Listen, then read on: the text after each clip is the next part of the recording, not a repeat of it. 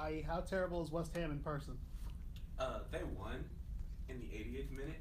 They're still terrible, dude. It was awesome. Bowls flying everywhere. Unreal. Great songs. Oh boy. Wait, who's your team? Everton and Liverpool.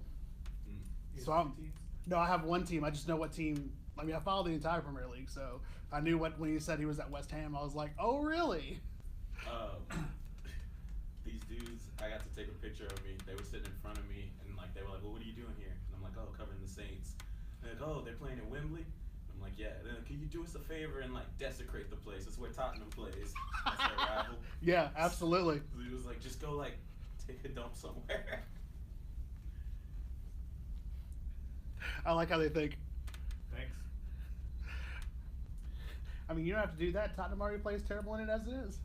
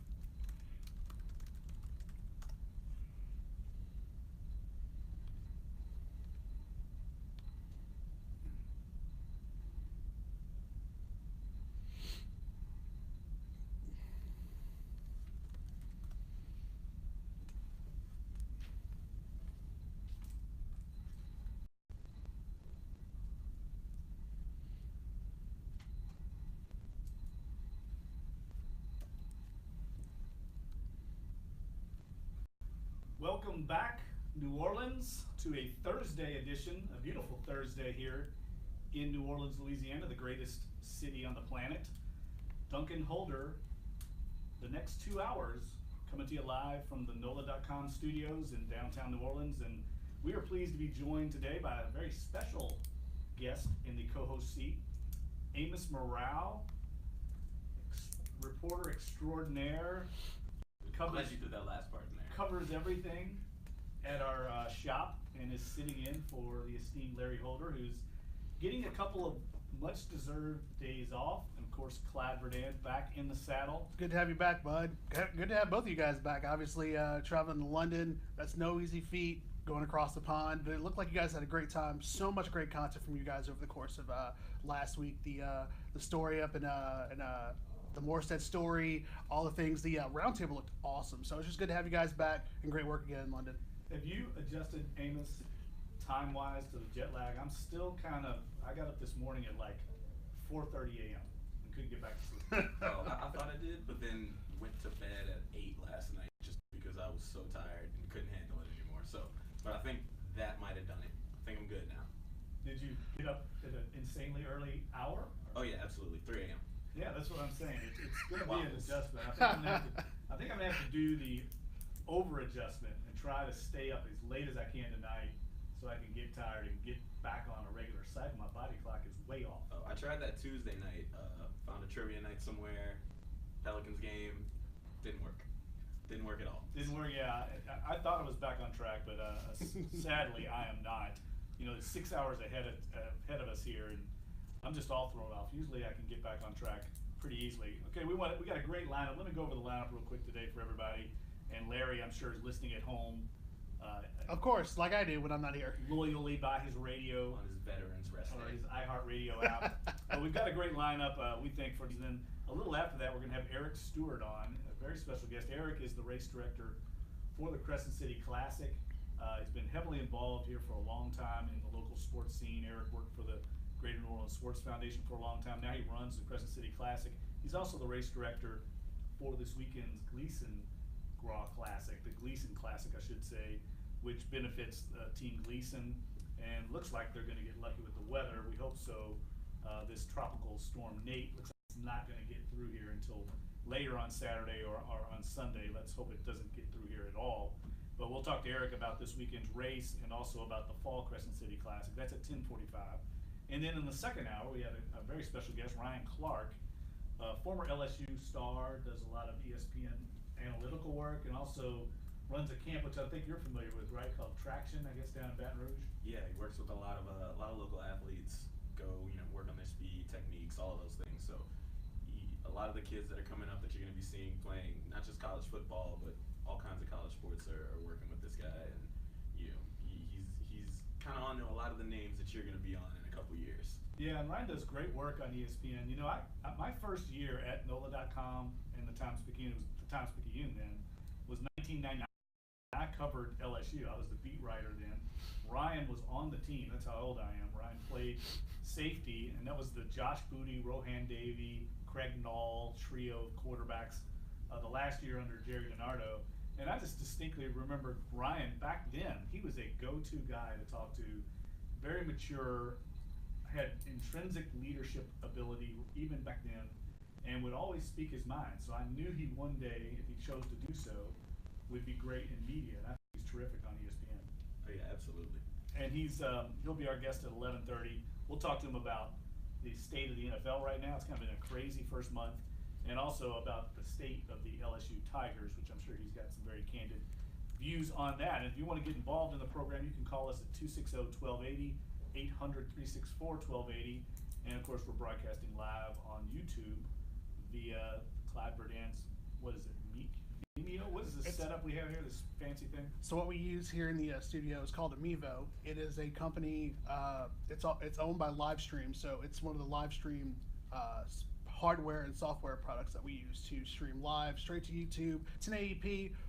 Obviously, it's really good to be here in the studio to be able to do it and bring it to YouTube to bring it to a bigger audience. Okay, you're talking Swahili to me right now. I have no idea what you're talking about, but talking nerdy. We also will do, as you're feverishly working right now, Clyde's working on our college picks, which I hope to rally. Hopefully you all came back to the pack. Did you all come back a little bit? Yeah, in fact, in the NFL picks, we actually, it's a tight race. I have to do those two as well. We let Jim Derrick pick for you because we figured he knew what he was doing. So I'm doing the college ones right now, and in the NFL ones, it was only a game separating all three of us, which I was in the lead, of course. Well, I looked at the schedule, I made my picks this week. There's some bad NFL games this week. We got like two winless teams playing each other. Mm-hmm. I think the Colts are playing the 49ers or something. It's a bunch of some bad games. That slate kicks off tonight with the Bucks Patriots, which is a very intriguing game because the Bucks, of course, are 2-1 right now. They're in the thick of things in the NFC South, but the Patriots are 2-2. If they lose tonight, they'll fall under 500 for the first time since 2008 this late in the season. They've always been above 500. I mean, they've obviously been a juggernaut. So that game, I'm sure a lot of Saints fans will be watching. So Amos, I wanted to ask you real quick, now that we've got back in the fold here, back in New Orleans, thank goodness, after the long week over in London. It was a lot of fun, but it was quite hectic. What was your favorite memory of the week? I mean, we had a lot of different things we experienced, but what was your top memory that you will tell people about years from now on your trip to London? The traffic. The traffic stuck with me. It just took an hour to get everywhere. No, honestly, gotta be that West Ham game on. Educate me, the soccer dunce here. West Ham United versus Swansea. Swansea from Wales. Never seen so many kids just angrily saying, "Come on, you Irons!" And the Hammers. Was it a big crowd? Oh yeah, it was they play at the London Stadium, which is where they held the Olympics. Mm-hmm. So it was a very cool stadium. The bowling ground's better. You were not allowed to bring your drinks to your seat. Really? Which was weird, and I saw several people sneak theirs back and get taken out. Yeah, that's not surprised. That's not surprised. These guys need to get the drinks in, man. That was cool, but prior to them starting, they all sang a song and clapped in unison. The away fans had a section, and the two sections next to it were closed off to keep the West Ham fans separate from the Swansea fans. And there were just rows of security guards. It was a very interesting experience. Now, you know what's funny is Amos and I, at the Saints-Dolphins games, we got there really early to Wembley Stadium. How is Wembley? And that's another thing to get into because I just hear Wembley's awesome. It's a massive, massive facility. It's got to be one of the biggest facilities in the world.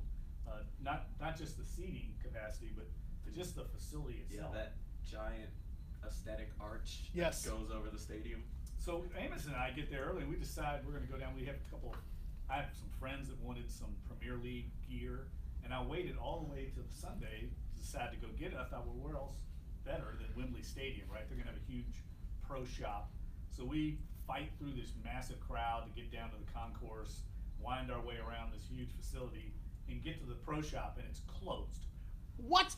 Yeah, exactly my thought. I felt like Clark Griswold in Wally World. But and you wanted to punch a moose. If you wanted an Odell Beckham jersey, you could get one of those everywhere you looked. Why? What? It's the only thing I could think of because the Premier League shop that's normally there, it's a massive shop. I looked at it online, closed for the day. So all my orders from my friends went unfulfilled. Oh, that's so sad. And I feel bad for not asking for a scarf. On gear.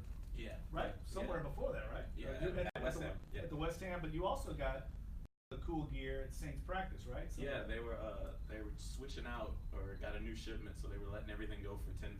So what? I wouldn't. London Irish fan all of a sudden. Were they changing colors or logos or something? I think it was the crest. They were changing the patch, so they were getting rid of all their old stuff. And I mean, seriously, throughout the rest of the week, it was just London Irish. That's how you can tell who was from New Orleans. You're gonna see all kinds of London Irish gear roaming the streets of New Orleans now, and people have no idea anything about what it is Irish. At all. Because none of us cared. Why would we care about the crest or anything? Is this something cool to bring back? Yeah, who could pass up a sale?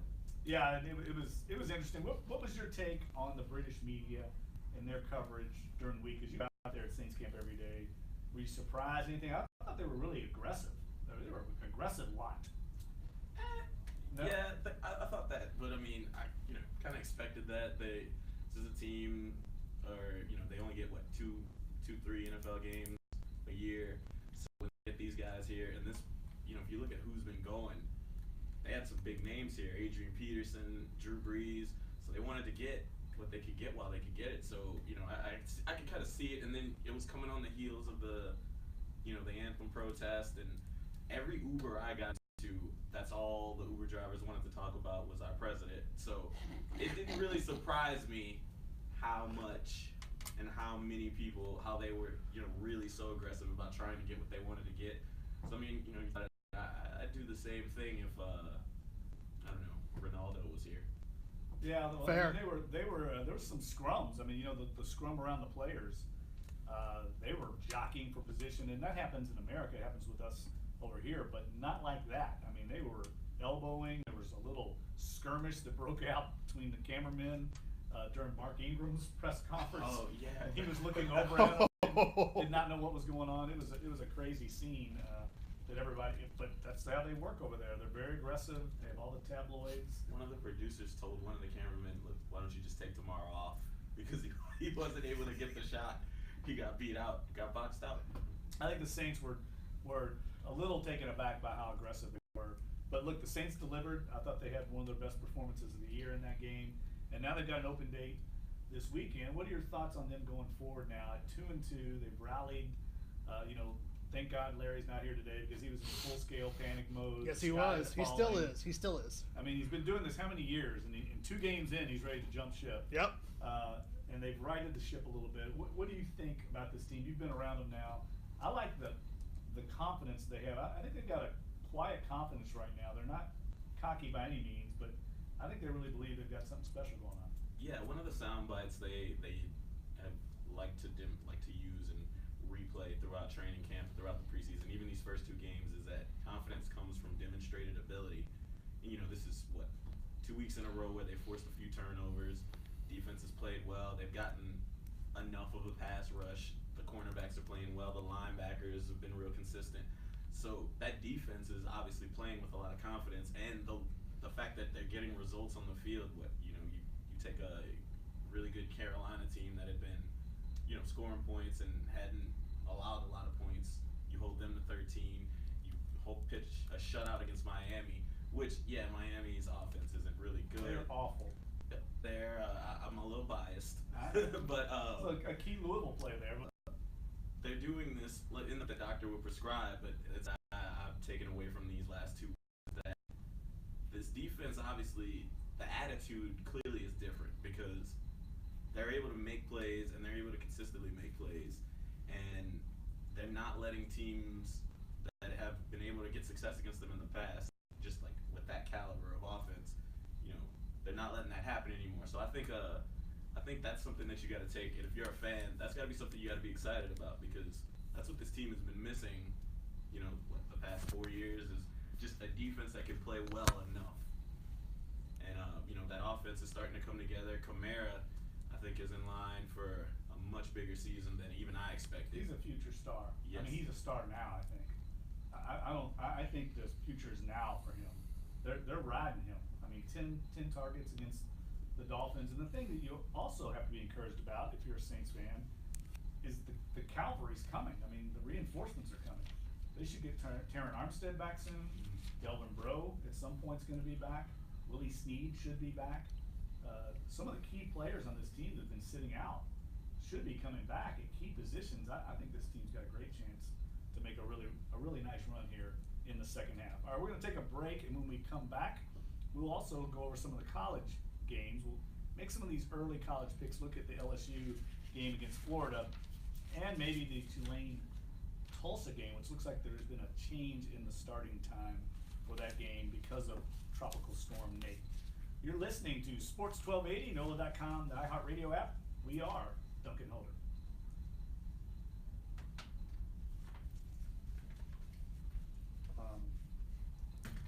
Do you know the Florida LSU, will they fly down tomorrow night or tomorrow afternoon? They usually fly down tomorrow midday, right after lunch. So they'll be there at about, that flight is only like 2 hours. So they ought to be there by like 4:30, 5 o'clock to Orlando or somewhere around there, and then bus into either Orlando or an area around Gainesville. So They don't just fly into Gainesville. no, they don't ever really fly.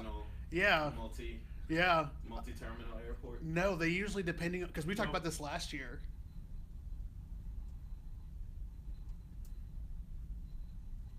Right, okay.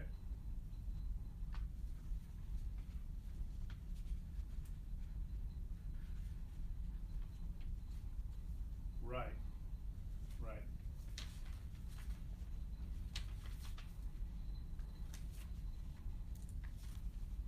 Let's do this one short. That's a great idea, Dave. Okay. That's fine. We can talk about some of these news items during this. We'll just, we'll hit him with some, what the key games are and things like that. Yeah. But I think it's a good idea. Let him go a little bit longer because he does go longer. But I'll try and keep him a little briefer. No.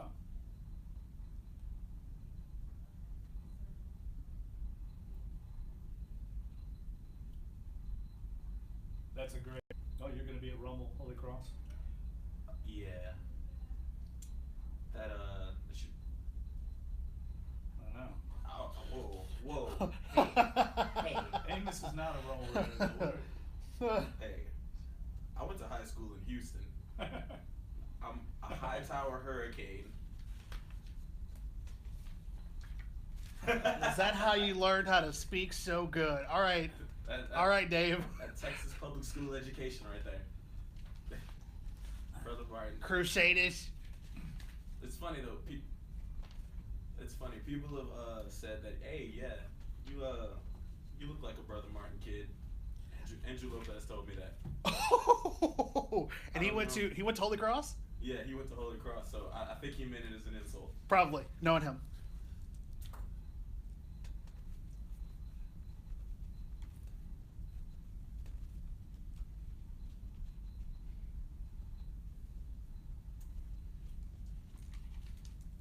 I like this. A little naughty by nature. Dave spinning the wax behind the glass. Let's go over a couple of news items real quick because there's some things that I wanted to get to in this segment. that people may not be aware of. One of them, I got a text this morning from Greg Bensel, the Vice President of Communications with the New Orleans Saints. You all might know the Bensons, Tom and Gail Benson, have a racing stable. Of course, it's called GMB Racing. And they had a couple horses in the Kentucky Derby 2 years ago, and they have a new stable now, a new group of 2-year-olds that are just now starting their racing career, and their top 2-year-old is named Lone Sailor. Most of these horses, Amos, are named after Tom Benson or Gail Benson or something to do with Tom Benson's life. And of course, Tom Benson was in the Navy, and Lone Sailor, I believe, is a award, a prestigious award that the Naval Academy awards to some of their alumni, and Tom Benson has received that award. So this 2-year-old horse, Lone Sailor, is running this weekend in a big stakes race at Keeneland on Saturday, and I think it's called the Claiborne Breeders' Futurity. It's a Grade 1 race, but basically this is the next Benson Derby horse. If this horse runs well, he's trained by Tom Amos, a local New Orleans trainer. If this horse runs well, this horse will be on track for next year's Kentucky Derby. Of course, that's a long way off. We know a lot of things can happen, but something to keep an eye out, because they've had incredible luck and fortune with their horses. I mean, they obviously have great eye for horse flesh. The trainers that are involved, Tom Amos, Al Stahl, Dallas Stewart, top-notch trainers, and they obviously know how to pick out top horses. So maybe we'll get another trip to the Derby out of that, since you had your first Derby experience last year. Yeah, maybe more of those mint jewels while we watch a Benson horse.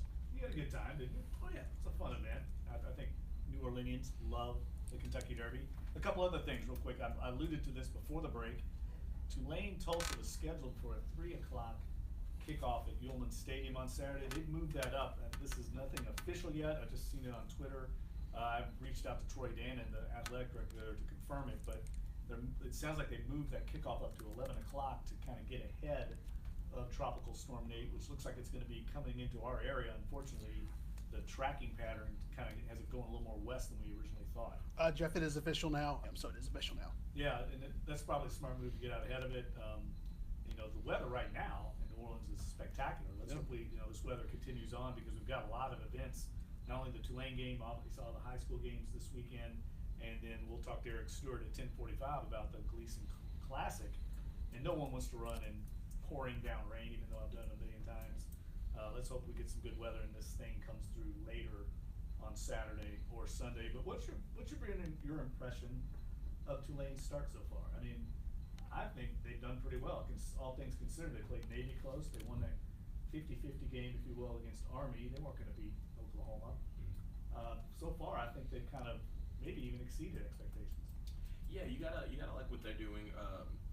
One of the things that really hindered them last year was quarterback play. So the fact that they're getting good work out of that position is really something that they gotta look forward to. And it's gotta help them in recruiting for the local guys, because they're in on a lot of local guys this year. So it's gotta help them for them to see, this team is competitive in their division, and they're doing stuff, and they're making moves, and they're trying to get better. So that's something that is going to be real good for their brand, and hopefully the fans will start to go out and see them a little bit more. I'm curious, at the game I was at last week against Army, I was really impressed with, is it Dontrell Hilliard, the running back? Yeah. I was really impressed with him. I looked up his recruiting background. He was like a 3-star recruit that came out of, he was Scotlandville, wasn't he? Yes. But man, he's a good all-around running back, and I could see him following in the footsteps of these guys like Orleans Darkwa and Rob Kelly, and making it in the NFL, because he's a complete back. Mm-hmm. Yeah, no, he's one of those guys that kind of went under the radar throughout his whole recruitment, but towards the end there, Tulane jumped on him. A couple other schools, he went with Tulane, but that was at the time, that was what they were kind of looking for, were those guys that had the talent but maybe weren't getting that attention, and they were really focused on local around that time, and they landed him, and they landed him and a couple other running backs, and I think he just was one that got there and showed up and said, hey, I want to play.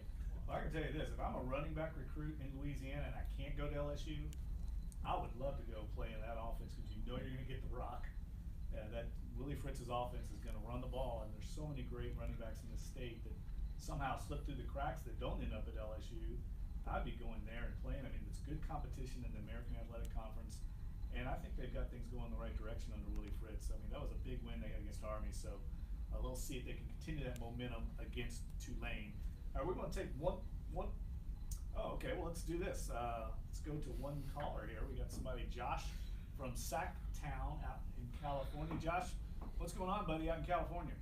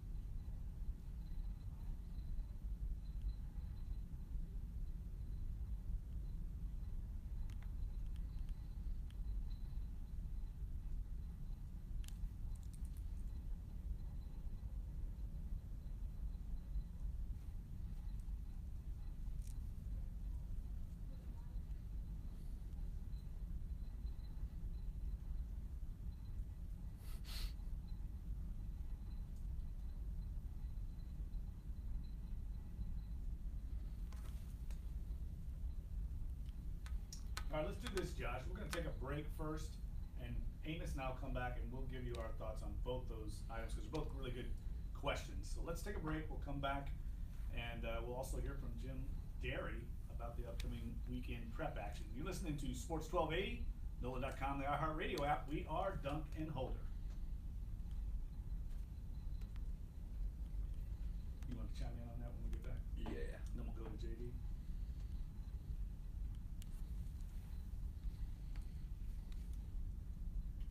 He was on the cusp of a hot take. It wasn't necessary. It was more. It was a warm. It was a warm take. It was a simmering take. Let's give a quick take on this stuff. We'll get Jim Derry, but let's keep him to just a couple questions. He tends to get long-winded, and we don't want to go too long with him because we got a guest at 10:45. Gotcha. So.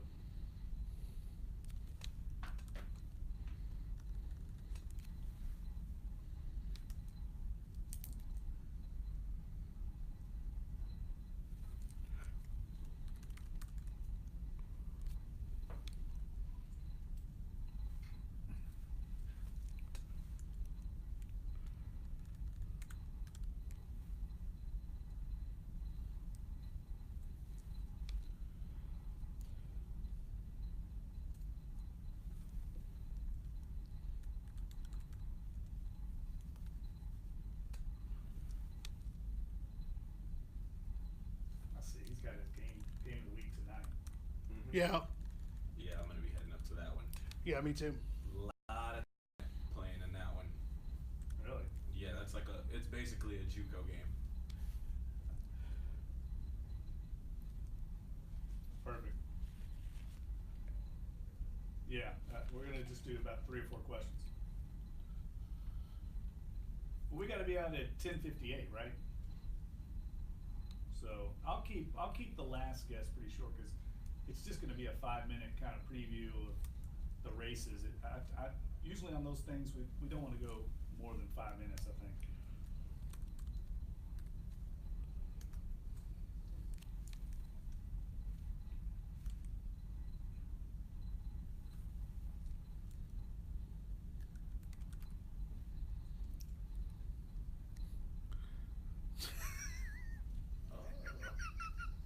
Where'd y'all get that one? Where'd that come from? Yeah. That was Dave coming through, I think, with that, right? Can I just say it's hilarious to have Anthony Davis do that promo while you're playing some really twangy country music. What's wrong with that? I'm not saying anything's wrong with it. I'm just saying it's a very funny dichotomy.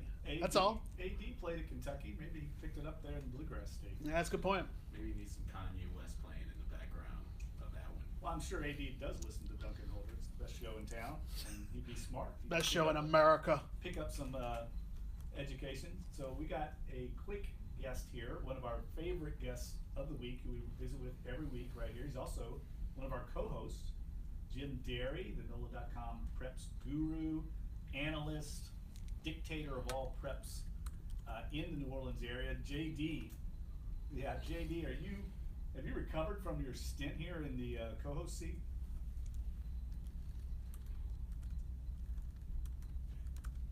Yeah, I can't imagine that. So let's get to the action real quick here because we do have a quick segment today. But you are going to be out with Michael Alberta and Les East covering Carr McDonough 35 tonight at Tad Gormley Stadium. It's the Regis Radiator NOLA.com prep game of the week. And I'm just sitting here talking to Amos and Clyde. Both of them are going to be at this game. So this must be a all-star cast. A big game tonight out of Tad Gormley.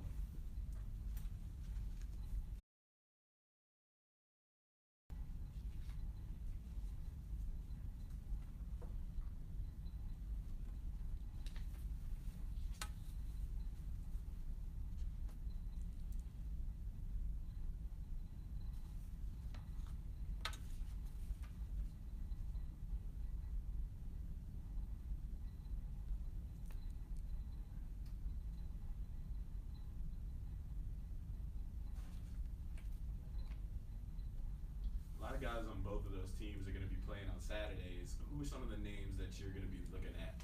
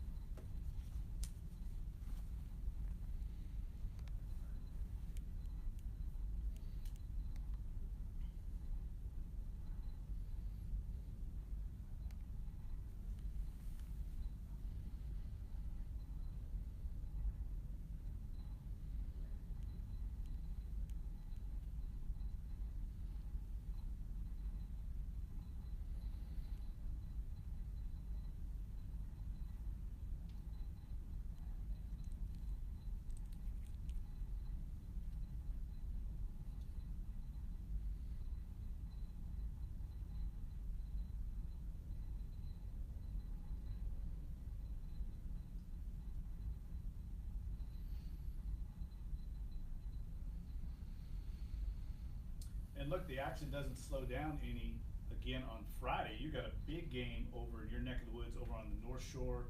Covington at St. Paul's, District 65A. This is a huge game, North Shore, and there's always these two teams that played each other for a while now.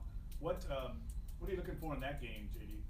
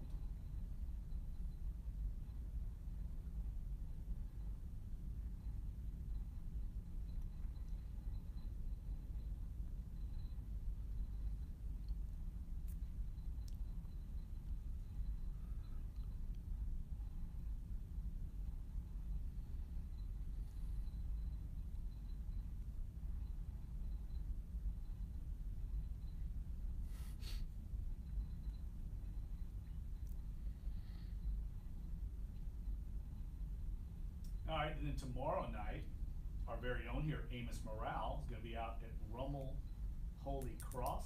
I wonder your all's thoughts on that one because those are two big, long-time powers.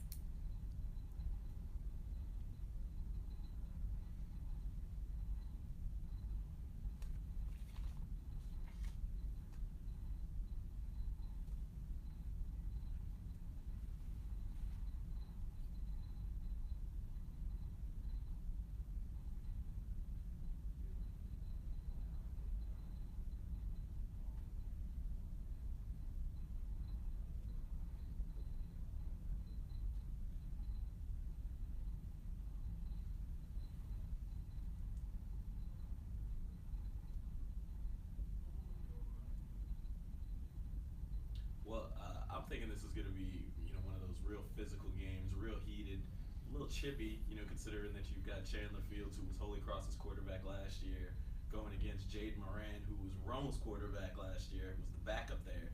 So you're going to see both of those guys are going to come out there looking to shine. I think you've got Jamar Chase, who's just probably the best receiver in the state. Let's just go ahead and say it. And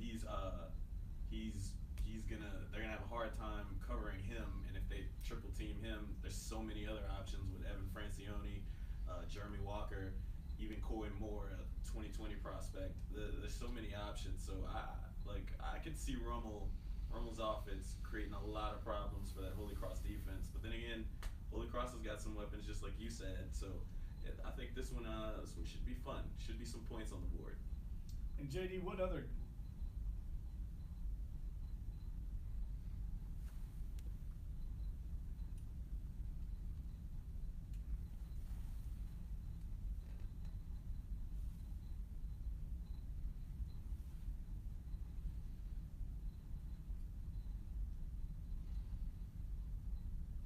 All right, give me a couple other games real quick, JD, that you will have your eye on, because it looks like a really interesting slate. We're getting into all this heavy district action right now.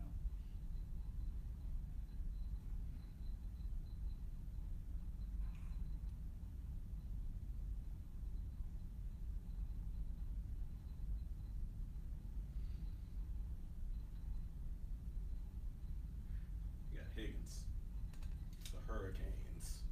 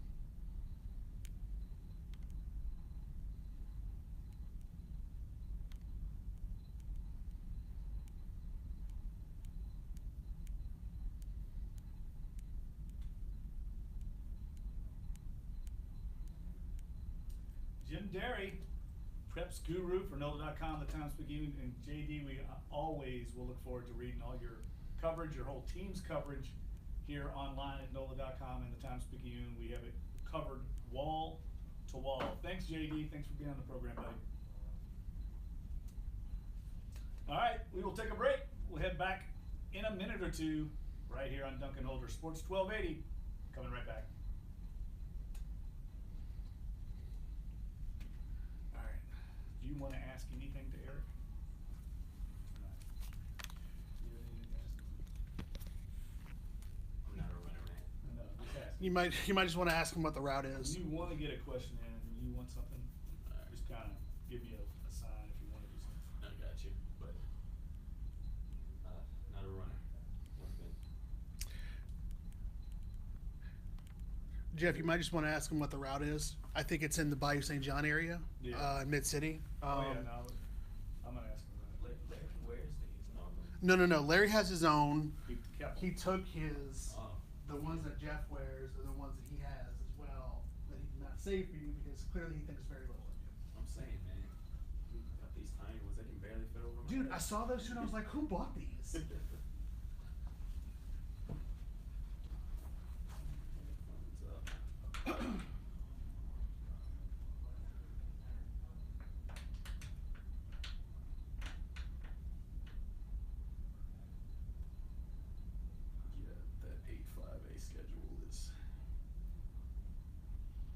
this week.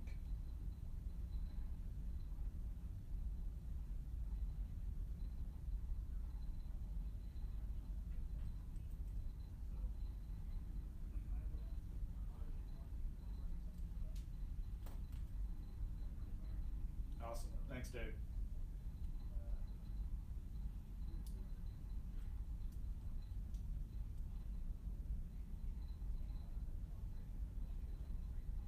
Okay. Do I just need to get a little closer? Is that what it is? That's a good point. We'll give it a little more volume. All right.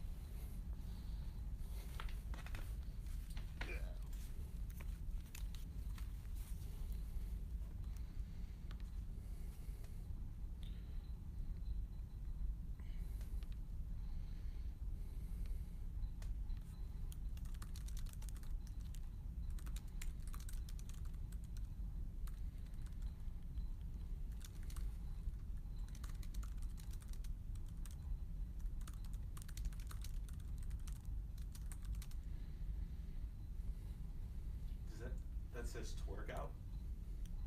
They're gonna have a twerk out. All right. Yeah, with Frida. Mm-hmm. Big Frida.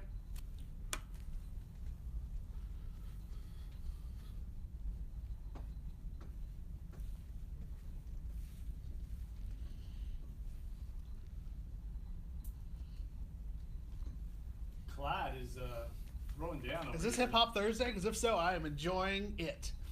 Well, we had Wobble Wobble Wednesday yesterday. I'm not sure what Thursday is. We got to figure that out. Well, whatever it is, I'm enjoying it. Can we get some Too Short happening and call it Too Short Thursday? You guys are Blow out the of my whistle. league. You all are way too hip and way too cool for me. I don't know how I got in the middle of this hipster sandwich here at Duncan Holder, but I'll take it. You picked that side of the table. Yeah, you did. You all can educate me, and maybe our next guest, Eric Stewart. I've known Eric for a long time. Eric's the race director for the Crescent City Classic. He's been heavily involved in the New Orleans sports scene for a long time, long before I even got to New Orleans. Eric, how you doing today, buddy? I'm doing great. I'm looking outside right here at our NOLA.com studios, Eric, and the weather is fantastic. It couldn't be better. It's obviously we're cooling off. We're getting into that prime running weather here. We don't get a long window of good running weather, but we've got it coming up on us, and hopefully it's going to be there this weekend for the Gleason Classic. Now, this is your all's third time you've been involved with it, right? The All-State Sugar Bowl Crescent City Classic. You've been the race director now for 3 years. Tell everybody about it. The race is Saturday. It's a great route. If you haven't run this race before, it's along Bayou St. John, the Lafitte Greenway, of course, which has been added into the route. And tell people about it if they haven't run it before, or if they would like to maybe run Saturday, how they can get involved.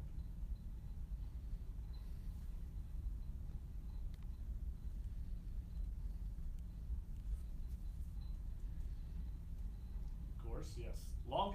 It's billed as the longest 5K in the world. I love it.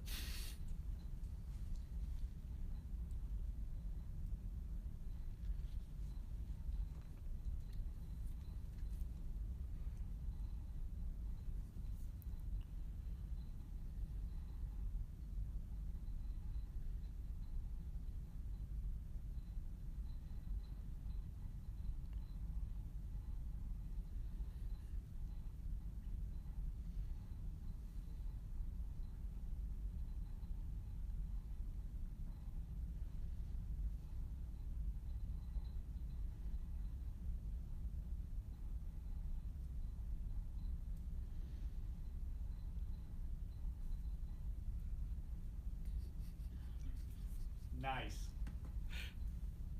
Nice. A twerk out. Are you going to participate in that, Eric?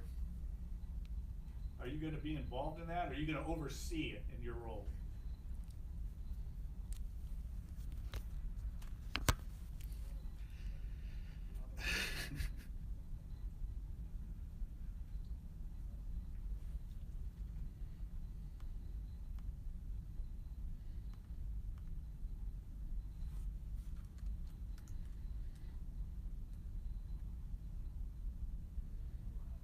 think I see one of your sponsors, of course, Port Orleans Beer, the old Zach Street establishment, getting involved.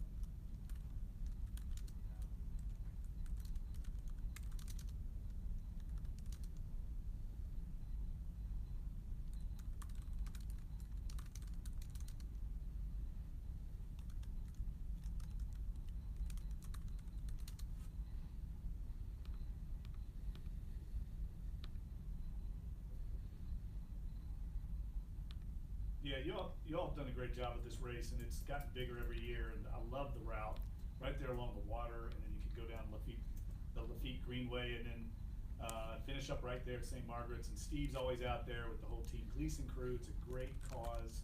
I consider two New Orleans institutions here converging. You've got the Crescent City Classic, which is the premier road race in New Orleans, such great history and tradition, and of course Team Gleason, near and dear to my heart, and it's done so many great things for people in the New Orleans area and for people that have been stricken by ALS. So Eric, I want to move on to next month, because we've got the racing calendar starting to heat up, and we've got the fall Crescent City Classic, which is of course at City Park. That's November 4th. That's the big Alabama LSU game that day. So you can go run in the fall Crescent City Classic that morning, then go home, get your TV warmed up, get your barbecue ready or whatever you want to do, and get ready for the Alabama LSU game. Tell people about how they can get involved in that.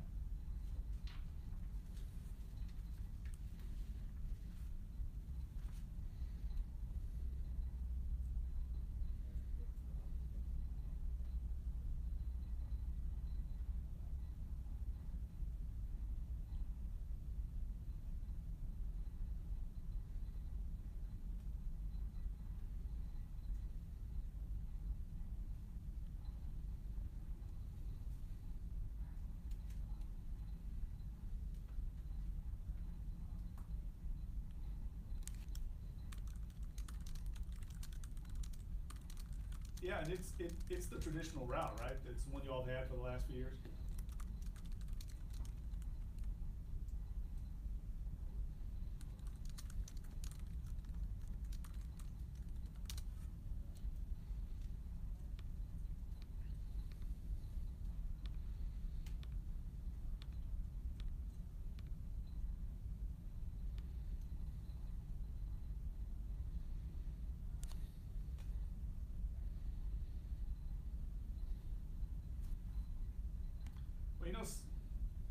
Well, Eric, of course, we got to get that sponsor in, Eric, but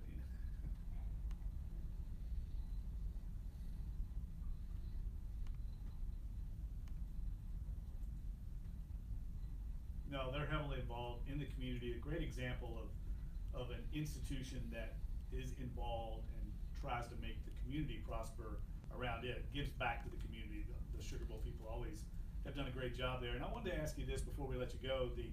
I moved to New Orleans in 2000, and I got to be honest with you, I've been running most of my life, and it wasn't a great running scene here for a while, at least early on. But now it's amazing. There's a race almost every weekend. How have you seen it grow over the years? And it seems like it's really exploded in the last decade or so. We've got all these new millennials that have moved in, these new Orleanians, and they seem to have really been more active in participating in these road races.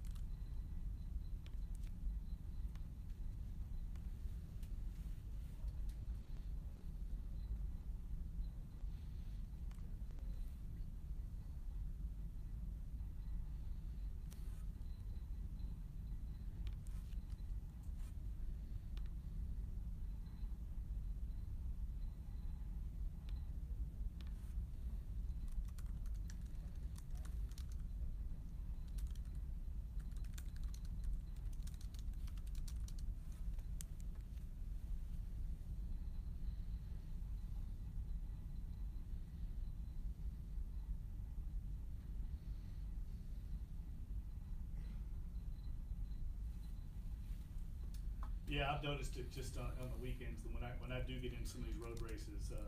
And if you've never taken part in one, it doesn't matter which one it is. Of course, this weekend we're talking about the Gleason Classic, which is one of my favorite races just because of the people involved. but any weekend race you can get involved in. The spirit, the enthusiasm of people out there. It's just a great way to start your weekend.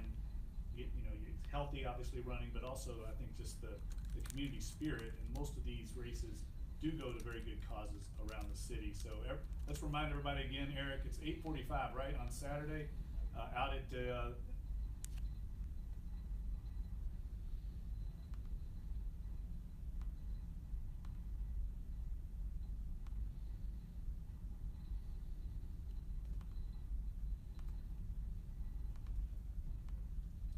I will be there. You will see me. I won't win this year. I'm pretty sure I'm not going to threaten anybody in the elite group, but I will finish. I promise you that, Eric. And hey, bud, thanks for coming on, and good luck with the race. We'll see you out there Saturday and probably next month at the Crescent City Fall Classic.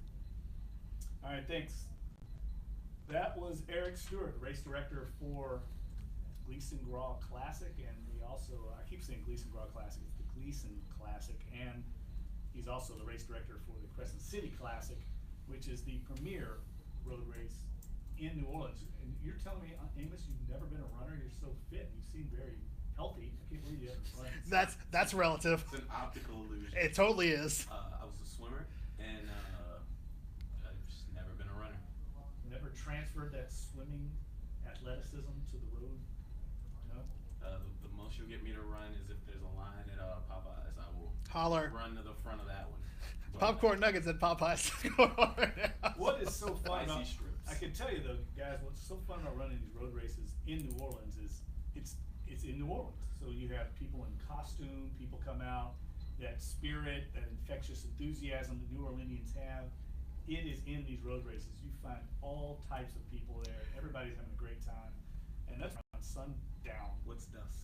Dusk. What is this? It's when I run, yeah. he runs around dusk on fortnights. I do not run at dawn. Let's put it that way. I understand that too. Most of these races are early in the morning, so it's a little bit of a change for me, but I will be out there Saturday, and I hope everyone else can come out and enjoy the festivities. It sounds like the weather's gonna hold off, and we should get good weather and a great crowd out there. Last year they had 1,500 people. Wow. And Steve's always right out on the finish line. So it's always fun to see him enthusiastically supporting everybody out there at the Team Gleason Classic. You always get a cool t-shirt. Team Gleason, bar none, has the best gear. I mean, those guys just know how to have cool gear. I got some for Christmas. It's awesome. No, everything they put out is top notch, and I know you're a gear freak, so Absolutely. you could at least come out and maybe do the twerk out. I think you're good at that. I don't know if my handies can take that. Or the glutes. Yeah, I will not be involved in the big free twerk out. All right, that's 1 hour in the books on the Duncan Holder. We will come back in hour 2. We'll hear from Ryan Clark, and we'll make our much anticipated college picks right here on Duncan Holder. 1280, NOLA.com, the iHeartRadio app. We'll be right back.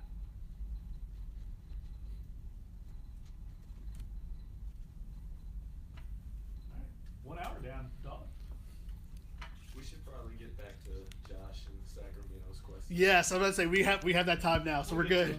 Because he's like, He's like, they haven't answered my question. Dang it! We'll get to him. We'll get to him. Never call him. I called over from Sacramento, man. I think he's called before. Probably, yeah. I want to ask Ryan Clark about this national anthem thing. You can ask him about that, or you can ask him his thoughts Yeah, we on. need to answer. Yeah, we'll get to him.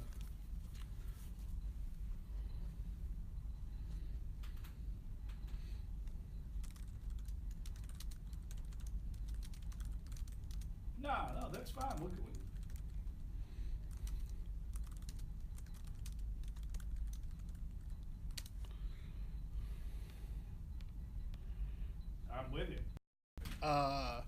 You can ask him about the stuff with Antonio Brown. You can ask him about the stuff with Ben Roethlisberger.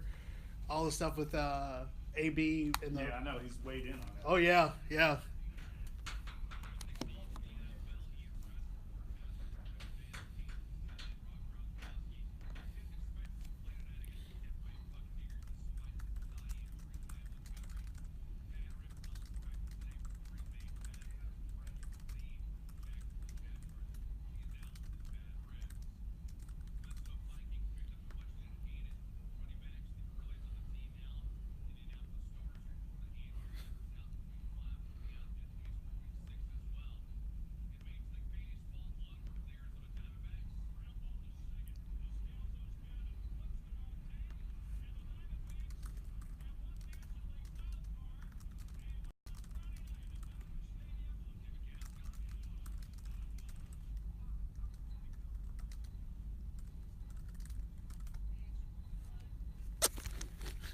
Yeah, you know it.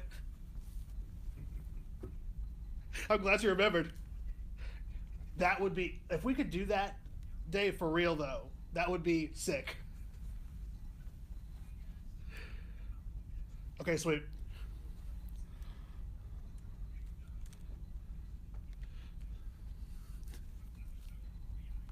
So I can say to his face that Billy Nungesser is just Louisiana's Chris Christie. He eats a lot, and he doesn't really do anything else.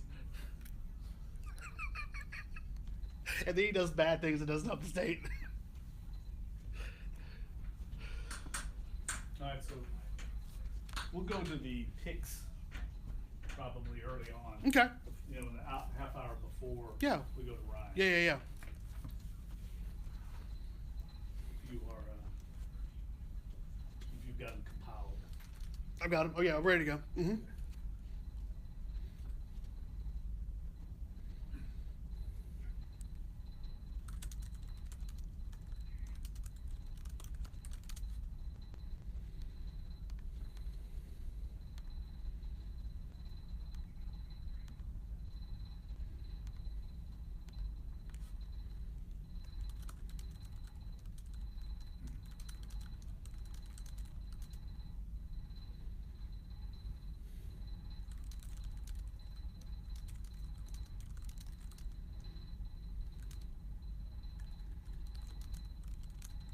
Oh, saw a Winston Churchill statue when we were driving to our Nice. meetup. Nice. I hear the his underground war room, which I didn't get a chance to do when we were there, is really awesome. Like all of his like literally his bunker during World War II, like that has been like preserved and kept. Like you can actually tour it and like walk around. It's really interesting. Yeah, I didn't get as much like thorough sightseeing as I would have liked. Yeah, but you still got to go to a Premier League match, and I'd still do that Yeah, any day. we went and saw a play Oh, nice. on Saturday night at the Duke of York's Theater, which was a really nice theater. Is that in Soho? No, it's in it was like kind of close to Kensington. Oh, dude, we stayed out there in like the Chelsea Borough. I think so. Yeah, dude. I know exactly where you are. It was a really good one. It was about Rupert Murdoch buying the Sun, Mm, so it was very journalism heavy. very nice. Very enjoyable. Very nice.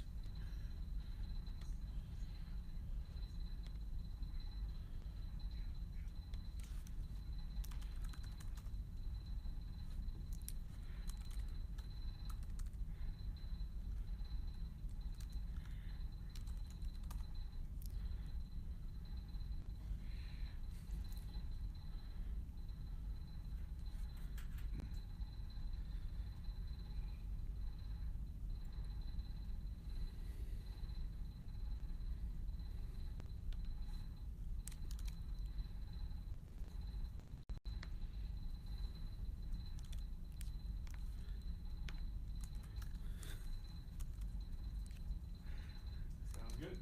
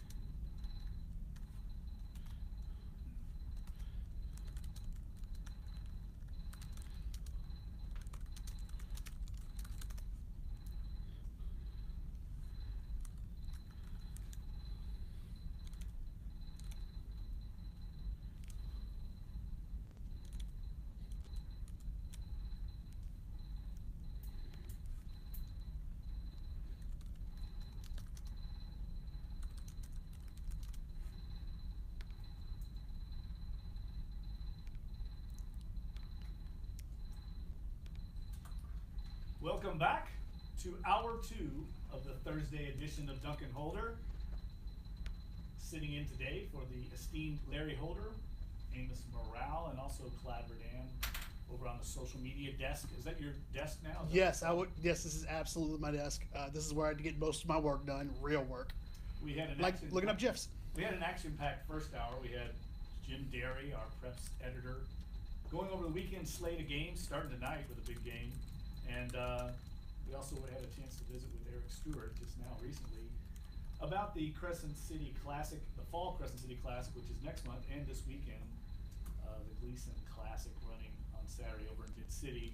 So this hour is a little more open. We want to welcome your phone calls. If you want to get involved in the program, you can call us at 260-1280, 800-364-1280, and join the program. And we want to get back to Josh from Sacramento. Sacktown. We didn't forget you, Josh. He had a couple of nice questions that we were so busy we didn't have a chance to answer.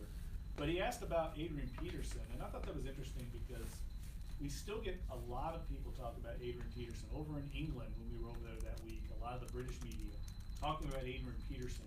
And Larry and I have talked on this program before in the last few weeks. He's almost becoming irrelevant, even though he's such a huge star and has such a huge name. He's been rendered a role player here with the Saints. Yeah, absolutely. And I think there's a couple reasons for that. One is the emergence of Kamara. You know, he's jumped right in there. He fits perfectly into what the Saints are trying to do.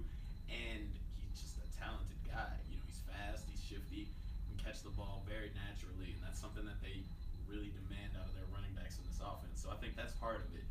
And then, you know, obviously Mark Ingram isn't trying to slow down. You know, they drafted a guy, they signed a guy. Mark, you know, he's a competitor, so he's out there trying to get his carries and make sure he gets his yards and whatnot. So I think it's just this sort of a circumstance. And then if you look at the way some of these games have played out, there's not been a lot of carries to go around. Those first two games against Minnesota and New England, Saints got behind early and had to start throwing it. So Kamara, that's his. Those are his plays when you're throwing the ball. So. And I wonder just what they were thinking in bringing Peterson in.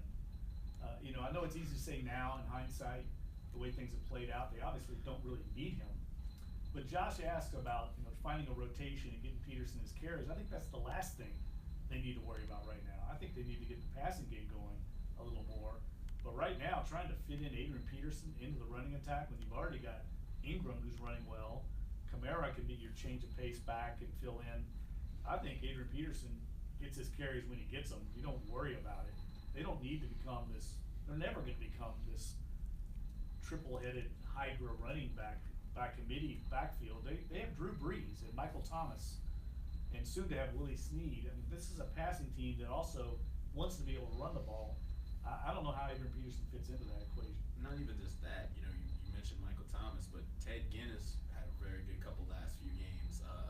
You know, Brandon Coleman is, I would say, having the best season of his career, even though if the numbers aren't saying that. He's playing the best he's ever played. Kobe Fleener's even having a good year. You know, there's just so many weapons. There's no point in force-feeding Adrian Peterson, especially when, you know, you've got the defense playing that way. You don't need to hold the ball as long as you might have in the past. I mean, I think there's some game that's going to come down, and Adrian Peterson might be the game. Sort of like Tim Hightower had a few games where the ball was his, and that game dictated what he needed to do, and his style of running played well for that one. So I could see that happening down the line. But Peterson, one thing about him that I liked, since, you know, especially getting to cover him now one-on-one, is in the locker room, he is extremely honest, and he will tell you exactly what he's thinking. And one thing he's said on multiple occasions is, if we're winning and I get 2 carries, we're winning. So, you know, if they can keep winning, I think he might even be fine with it. I agree with you 100%. Because, you know, he's not one of those guys that'll sit there and give you the, well, whatever helps the team. When they were losing, he's like, I want the ball. They're winning now. He's like, well, we're winning. What else? But I just don't know at this stage if even if they're losing, if he's the guy that's going to carry this team. I don't know how good he is right now. When I see him, I think he still can play in the NFL, but I don't think he's the Adrian Peterson that won the MVP a few years ago. I see a guy that, frankly, looks like a guy that's 32 years old and has had some knee problems. I mean, he's not washed up. He can still play, but he's not the guy that's going to carry, I think, an NFL team. I just don't see the lateral agility or the explosiveness in and out of his cuts. He hasn't had, to be fair, he hasn't had a ton of chances so far. But and it's not like he's had a line also as well. You know, one of the big things that we've talked about is having obviously a successful, coherent line for him to run against. And it seems like some of the plays that he gets in on are, you know, if they're running like maybe like a power or trying to figure out how if they can get him maybe just one shot bust up the gut. But I just don't know if he has had the ability maybe on multiple sets to kind of get in there and actually get a few more snaps than what he's seen in consecutive plays. You understand what But I'm saying? he's not gonna get that. I mean, that doesn't happen very much in the NFL Right. anymore to anybody. Right. Unless you're Le'Veon Bell or somebody. Or Zeke. Yeah. Yeah. Those are the places it happens. It's not gonna happen. The young guys. It doesn't even happen to anybody. I mean, the receivers they can go game to game in this offense. And that's why I always tell people that if you have a fantasy football team, Mhm. the only real saint you want to get is Drew Brees. Or Will Lutz. Maybe, yeah, or Mike Thomas now because he's emerging. But for the most part, they go week to week with a different star because they're very democratic in how they delve up their touches. And a lot of it's based on how the defense is defending them and what's the matchup they want to exploit. If somebody tries to take Mike Thomas out with double cloud coverage or something, they'll happily go to Brandon Coleman or Colby Fleener. So that's how it's always worked here in New Orleans as long as I've covered the team. But Adrian Peterson, I think, is going to have a role, but I'm not sure how big a role he's going to have going forward. Now, I want to touch on this other question he asked about it, just a kind of an open-ended question about what's going on at LSU. I mean, I think we've all wondered that in the last week or so. I'm sure Ed Ogeron, it sounds like they're having a different meeting of some sorts every day down in Baton Rouge between the players-only meeting, then they had a meeting with Ogeron and the players, then Ed Ogeron and the two coordinators met with Joe Oliva. It sounds like it's full-scale, circling the wagons, but I don't want to panic just yet. I'm not ready to panic. First of all, I didn't get to see the Troy game. I was over in London. I know it was bad.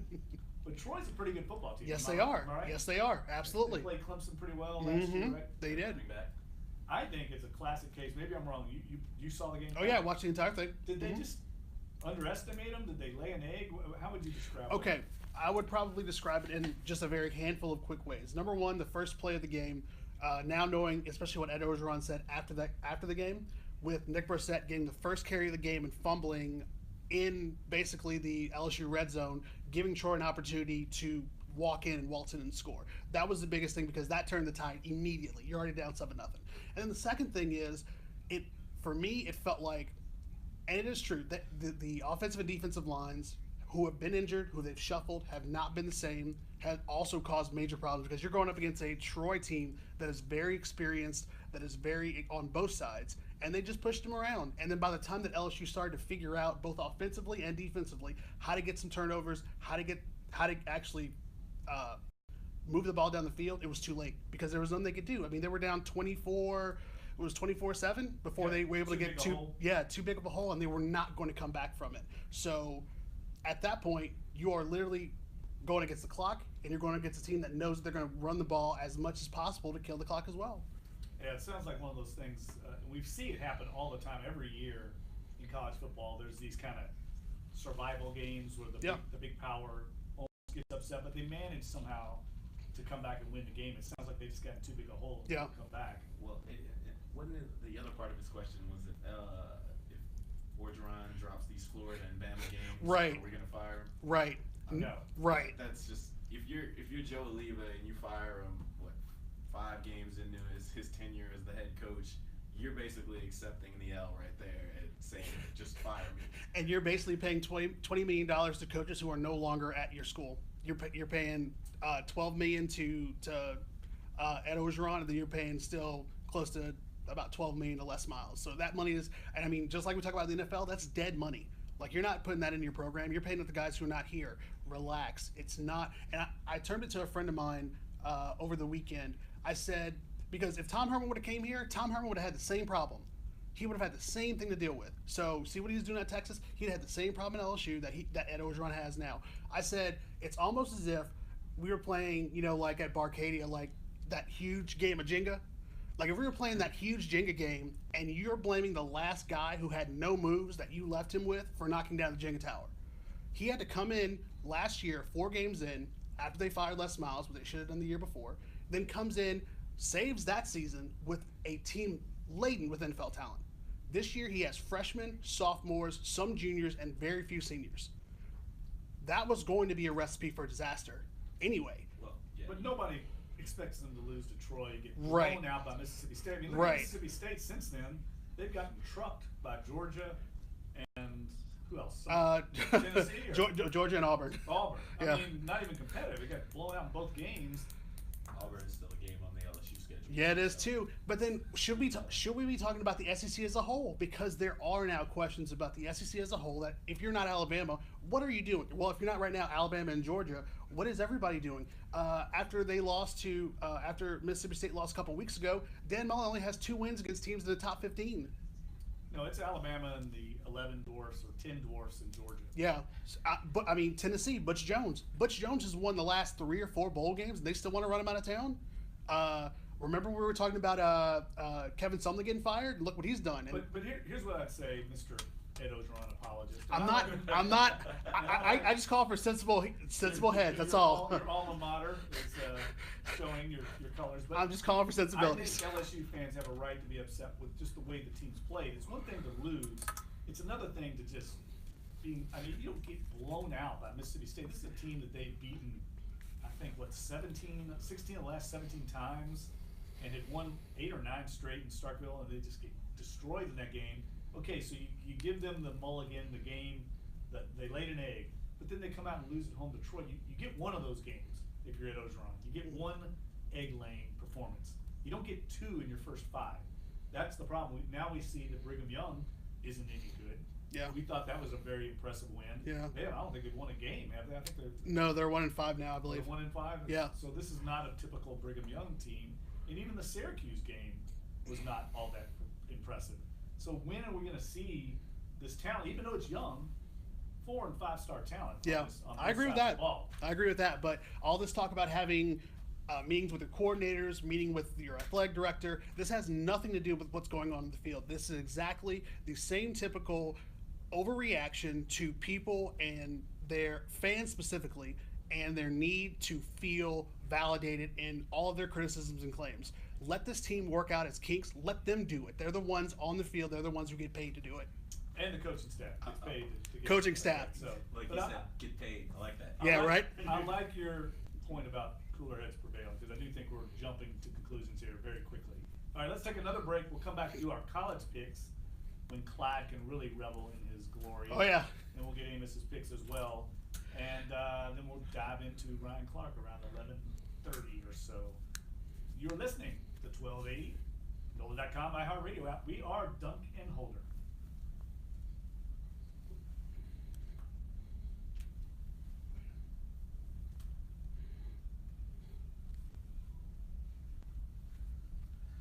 So that was old school right there. Yes, it was. All right, so you're ready with the... Yeah, I'm ready. Yeah, ready to go. Mm-hmm. I believe my alma mater is playing tonight. Yes, and that game is the first game out of the Is that on chute. ESPN? Yeah. Watch that. Yeah. Mm-hmm. That is. That game. I think NC State, they laid an egg against South Carolina, but I think they're pretty good. Yeah. 7 o'clock tonight on. They lose to South Carolina. That was. That was a crazy game. Yeah. He was an LSU target at quarterback. Not surprised. Yeah, Louisville might be in trouble in that game. 4-1. Now, they lost their opener. They beat Florida State. Mm-hmm. Yeah, but that was, Yeah. Sans DeAndre Francois. Who's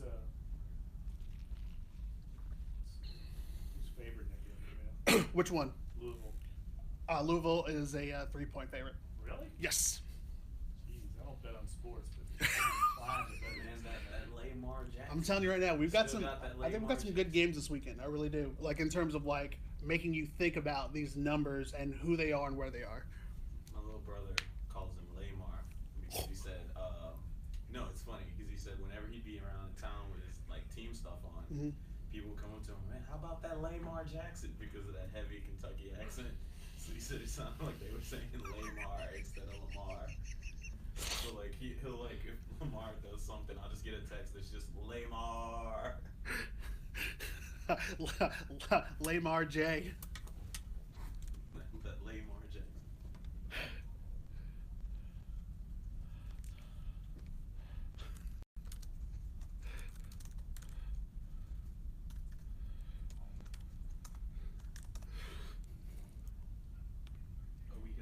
And we'll keep keep this thing short. Yeah. Oh yeah. Until 11:30.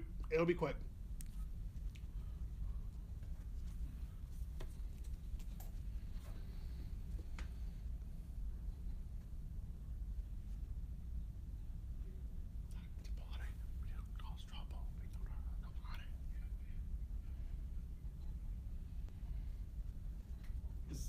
Is this Dougie Fresh? Yes.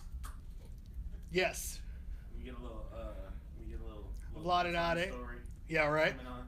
Next break. Slick Rick. Dougie Fresh. I could tell you a story. When I was working in Monroe, Louisiana, I was covering a game. I was covering Northeast Louisiana. They played up at Arkansas State, and I remember driving up. I mean, to really rural country in southern Arkansas. Not a lot of scenery in southern Arkansas, and I played Dougie Fresh over and over. Nice. Through the entire trip. I still have that memory of just rewinding it, playing over 5 minutes left or whatever. Dougie Fresh, distinctive voice. Absolutely. Never gonna forget Dougie Fresh. He came here. Yeah, in the Get Fresh crew. Yes, the Human Beatbox. Indeed. And we are gonna now go to the Human Pickbox, which is Clyde Verdane in the college picks, which begins tonight with my alma mater, the Louisville Cardinals, and the Heisman Trophy winner Lamar Jackson going against NC State. But let's go down the college. How many of you got? 10 games? 10 games. 10 games, and we're actually going to start with that game. Before we get to it, let's just get to the record so everybody knows. Oh, Of course, yeah. We have to? Yes, we actually do. So we know what's going on. So I am in the lead again, still for another week at 29-21. Jeff is at 22-28, and Larry is also at 22-28. So What? Amos, you will be picking for Larry today. So, gentlemen, let's get it started. Louisville, a 3-point favorite on the road at NC State. Go. Well, I've told y'all during the break, I'm going to take NC State. I think they're going to win the game straight up. This is Louisville's, I think, first big road game. I think they play Purdue. So I like NC State. I think NC State's a pretty good team. Yeah. Beat Florida State. I know Florida State didn't have a quarterback, but come on, man. Florida State's, whoever's the backup was a 4 or 5 star recruit. Should be a good player, and they have talent everywhere else. And they went down there and beat Florida State. Yeah. So give me NC State straight up. Okay. Amos? I'm gonna piggyback off of what Jeff said and take NC State straight up. That's a team that can really move the ball, and this Louisville team has shown that they got a couple questions on defense still. So I'm gonna go with NC State. Yeah, Louisville can't tackle. See the trap, don't be the trap. I'm going with Louisville in this one. Next game, guys, Michigan State at Michigan. Michigan is a 10-point favorite at home in the Big House. Amos, take that one first. I got to do a little research. Don't know much about Michigan State this year. Haven't heard anything from them, and I think that's a sign. So wait, they're playing where? Where is this game at? This game is in Ann Arbor. In the Big House, and they're 10-point favorites. That's a huge rivalry game. I'll take the points. Give me State. Okay. I think when in doubt in a rivalry game, take the points. I agree. This Michigan team has not been the Michigan team that I think people expected. I think Michigan will win, but I don't think they'll win by 10, so I'm going with State as well. Guys, third game, and this one come back to the SEC. Alabama, a 26.5-point favorite at Texas A&M.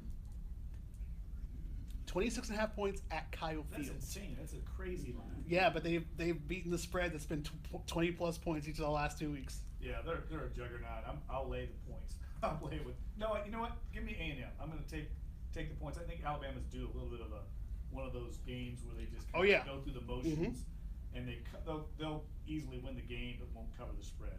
I'm going with A&M. They've got it. They've got to play well. Kevin Sumlin. They have been playing well, yes. Yeah, and that offense at A&M, 26 points is a lot. I'm gonna go with A&M. I'm gonna take A&M in the points. Make it 3 for 3. There's no way they're covering another 20-plus point spread. Yeah, Alabama, it's too for as good as they are, they're not doing it. Now with Christian Kirk and you have all those Louisiana kids. Yeah, that have been making some plays here and there. Yeah. That receiving core, even Alabama's DBs can't cover all those guys at the same time. Good point. All right, guys, the next game on the list, Miami, a 3-point favorite on the road at Florida State. Whoa, they're already playing that game? Oh, yeah. Wow, that used to be the marquee game. You know, I grew up being like a big Florida State fan. I used to love watching this game every year. I'll take Florida State in that game. I feel like they're due a good performance. They haven't played that well this year. Miami's unbeaten, 3-0. Mm-hmm. But they haven't played really that many good teams. Although that was a big win they had at Last Duke. week against 31 Duke. to 6. Yes. Duke, that's serious. Yeah, we really thought Duke was going to play a much better game, and they had no answers Yeah, last week. that's a serious win because Duke's got a good team. David Cutcliffe's done a good job there. But man, 2 weeks in a row on the road in the ACC. Give me Florida State. I've actually seen some Florida State games, and I'm just not impressed with what they're doing. That backup quarterback is going through some growing pains. Yeah. You can see. So I think I'm going to go with Miami. I agree. I'm going to go with Amos on this one. I really think Miami might be that sleeper team to go with what the ACC might do, and maybe challenging Clemson. All right, guys. Next game on the list, going down to Nashville, Georgia, 17-point favorites against Vanderbilt, the Commodores. Wow. 17 points. 17 points in Nashville. And Vanderbilt got the wake-up call a few weeks ago. Yeah, they did. Played Alabama. Yeah, That they was a did. Brutal awakening. I'll take Vanderbilt in that game. I think they were probably embarrassed in that Alabama game. Georgia's still playing that freshman quarterback, right? Yes. He's a good player. Obviously, they've had some impressive wins. They look like clearly the second best team in the SEC in the class of the East. But I think Vanderbilt's at least going to keep it close. I don't know if they'll win the game, but I think they'll keep it close. Amos? Ooh, that's a tough one. I think I'm going to go with Georgia on that one. I know 17's a lot, but You're a point-laying fool. I know it's a lot, but that team has got a lot of talent. I've seen a lot of those kids that are starting to develop and play well now come up through the ranks. So I know what they're capable of offensively and defensively. So I'm gonna go ahead and take Georgia. I like that. I'm going with Vandy on this one just because I just have a sneaking suspicion that at home Vanderbilt's probably going to play a little bit better than they played these last couple weeks against Florida against Bama. All right, guys. Next game on the Washington State. Big upset win over USC last week. They are 3-point favorites at Oregon. Oh man, they just beat Southern Cal last week. Now they're At going home. on the road To Oregon. to UG. Yes. That- Mike Leach has said that Oregon is not even close to one of the loudest places he's ever been to. That's a classic recipe for a letdown game. Not a letdown game because they're going to be up for Oregon, but hard to put those kind of games back to back. I love Oregon. Okay. Love the Ducks. The Quack Attack. Amos? Ooh, that's a tough one, but I think I'm gonna go with Oregon on this one too. All right, 3 for 3 going with Oregon. All right, guys, next up on the list, Auburn, 22-point favorites against Ole Miss at home in Jordan-Hare. Wow, that seems like a lot of points. And Ole Miss is really bad. 22 against Ole Miss. I just was with Deuce. We were with Deuce McCall last week, and he would kill us if we picked against Ole Miss. So I'm going to take Ole Miss and the points, just because of my allegiance to Deuce, and I know that he's suffering through a very difficult year with the Rebels. I'm leaning Ole Miss too, just because of Shea Patterson. I know that team has got a lot of problems, but quarterback is one area where I think that kid's capable of making some things happen. So I'm gonna go with Ole Miss also. All right, 3 for 3. I'm going with Ole Miss as well. All right, guys, West Virginia at TCU. West Virginia plus 13.5 in Fort Worth. Oh, give me TCU. Aren't they due? Haven't they lost a couple recently? Or am I thinking of somebody else? No, TCU's the favorite. I know, but aren't they coming off a loss? No, they're undefeated. Did they they're beat undefeated. Oklahoma State? Yes. You missed that too while you were gone to London. Yeah, I was out of the loop on I caught the end of that one. Yes, that was crazy. An exciting game. Yes, Lots it of was. points in that one. Lots of points. Well, then give me TCU then. I'll take TCU laying the points. I sound like Amos here. A point-laying weasel. Point-laying weasel. Hey, there's a lot of firepower on that one. Yes, it is. West Virginia, has that high-powered offense, but I think there's just a little too much for them to contain with that TCU team. Kenny Trill is out here making plays, so John Diar's. former LSU star, Right. Cavante Turpin, making yep. plays. There's a lot of guys on that team that are finding ways to put the ball in the end zone. And shout out to Tevin Bush though out there at West Virginia. See, it will Amos, not be that's low why scoring. you need to be here for that kind of information. That's dropping the knowledge. All right, guys, the last 2 games, obviously they're staying local. Tulsa hosting Tulsa at Tulane. Tulane is a 4-point favorite.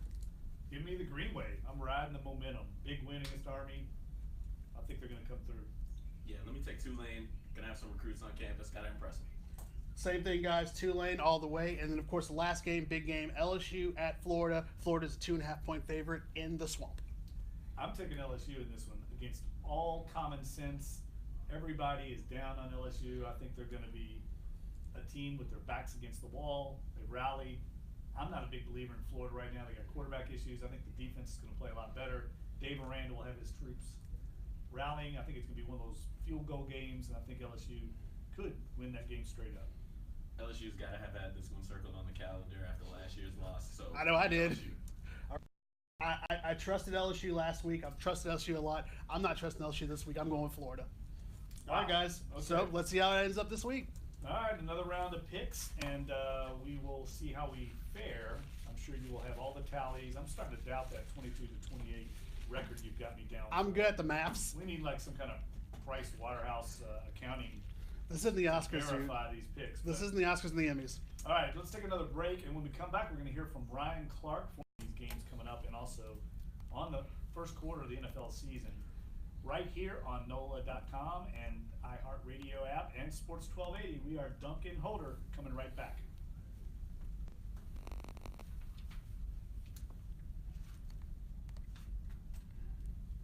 I believe that's the little PE. PE, Public Enemy. So we get Ryan on here.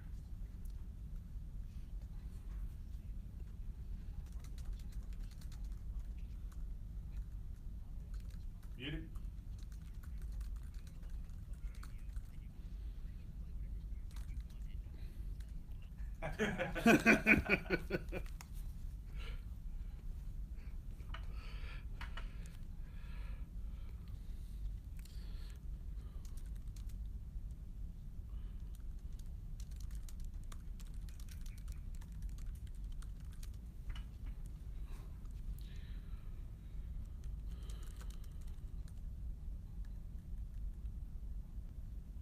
All those guys involved?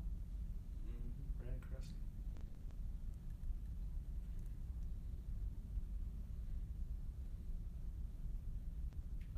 That little dude went to LSU with my brother.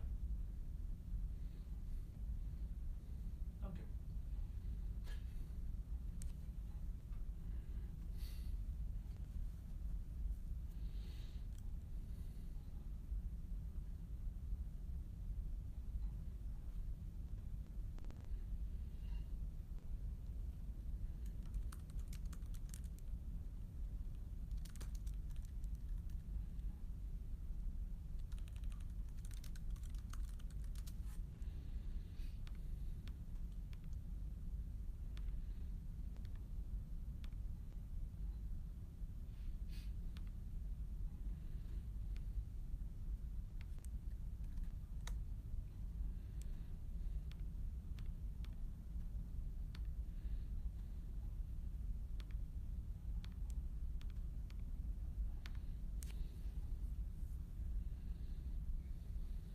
Thanks, Dave.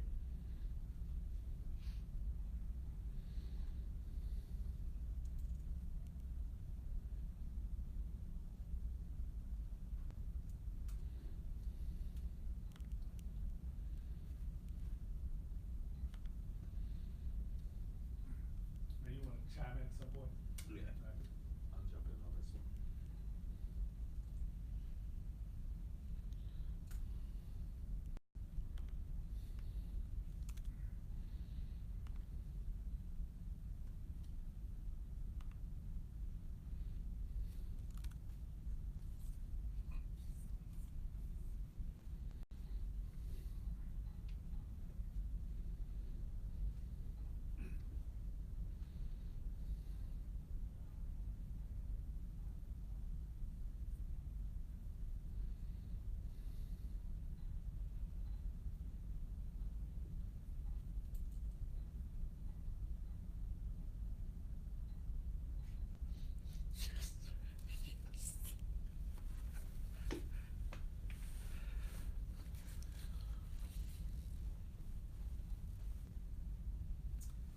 Welcome back, Beastie Boys. Beasties, man. Dave's been spinning the hits today, man. Throwing down a flute. Spinning the hits. Throwing down a flute in a rap song. Only the Beasties can come up with Respect that. it. Future? That's I true. believe That's a good Mask point. Off 4. Mask on? No? I know where you're at, dude. I got you. Thanks I got a you. lot. Once again, you all educating me on the modern music. All right, we got a great guest here now. Ryan Clark a New Orleanian, former LSU Tiger, current ESPN NFL analyst, former Pro Bowler, Super Bowl champion. I mean, he's got an incredible resume. And Ryan Clark comes into the program right now. Ryan, I got to ask you, my first year covering LSU, you were on the team back then. It was 1999. I covered LSU when Jerry DiNardo's last year.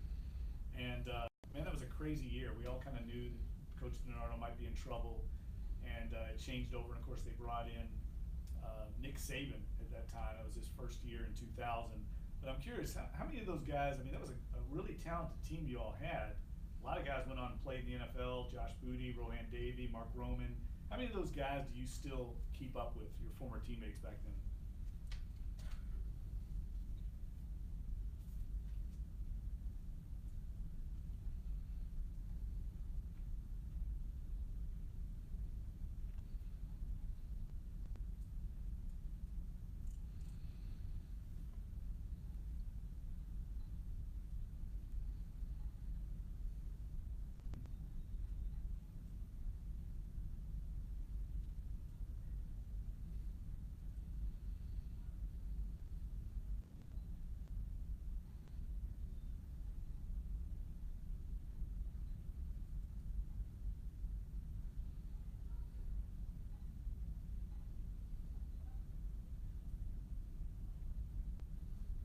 Yeah, everybody gets families, you got kids, it gets complicated. I totally get it. Maybe reunions in the future, you get a chance to see these guys. But I want to get your take on what's going on down in Baton Rouge. I mean, a little while ago, Louisianans are passionate people, and it tends to manifest itself in the football fans. Sean Payton has a line. He says every weekend in the NFL it's either a crisis or a carnival, depending on how you fare in the game. I sense that a little bit with LSU. Everybody's ready to panic, and people are talking about firing Ed Ogeron. What's your take on what's going on down there, and how concerned should LSU fans be?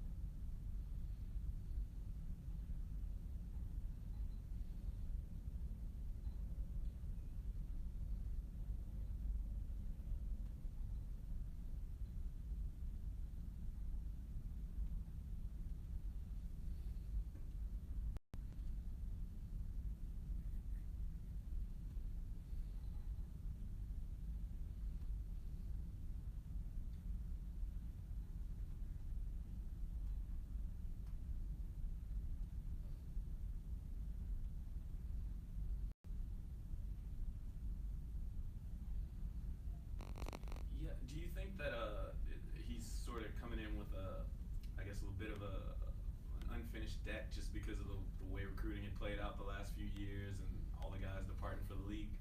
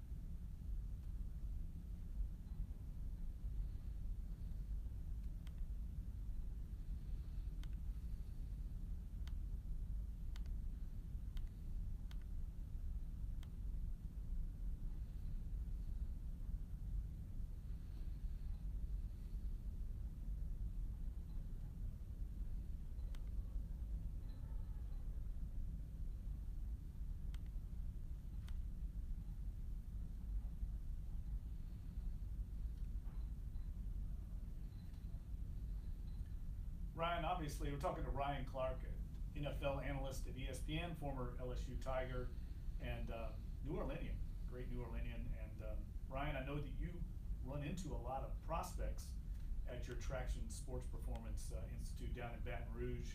Do you think this slow start is going to give pause to players that are looking to move on to college that might otherwise have been heavily leaning towards LSU, that might say, hey, you know what, I need to slow my roll here a little bit and see how this thing plays out? I mean, do you think this could have lasting effect on recruiting?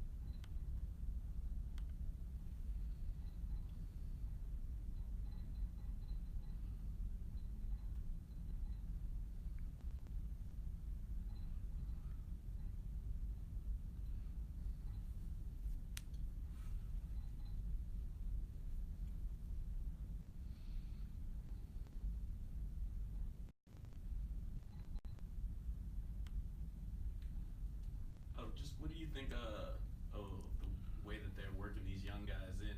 You think it's more out of necessity, or you think that's part of maybe a plan for the future? Maybe they've kind of accepted, hey, this season's not going the way, so let's let these young guys get some snaps.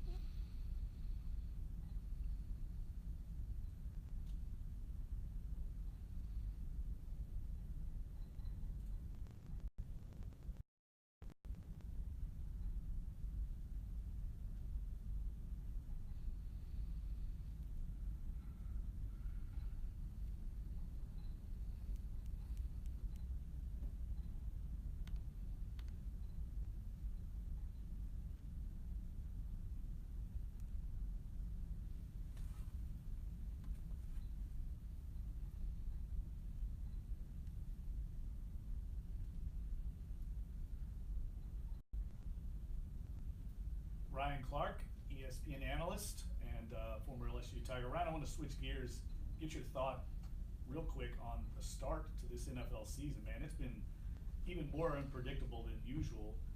First place teams right now, you got the Buffalo Bills, the Jacksonville Jaguars, Carolina, the Los Angeles Rams are 3-1, the Eagles in the NFC East. And I just look at it like this last 3 weeks. These results kind of say a lot to me. The Patriots come here to New Orleans, beat the Saints 36-20. Then the very next week, the Saints go to Carolina, blow out Carolina in Charlotte 34-13. Then the Panthers go up the very next week, last weekend, and beat the Patriots on their home field. Those three teams play each other, 3 different results, all of them winning on each other's home field. It kind of exemplifies just how crazy this start to the NFL season has been. What's kind of stood out to you so far? Has anybody surprised you so much? And what do you think it's been as unpredictable as maybe I've interpreted it to be?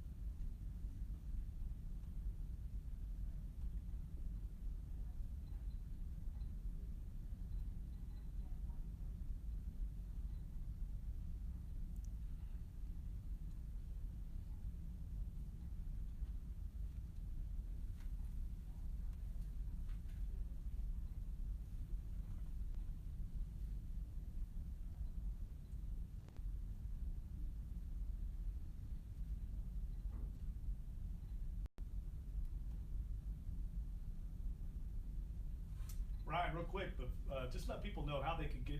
Say somebody's interested in getting involved in the Traction Sports Performance Institute. How can they get involved down there and join your all's great program?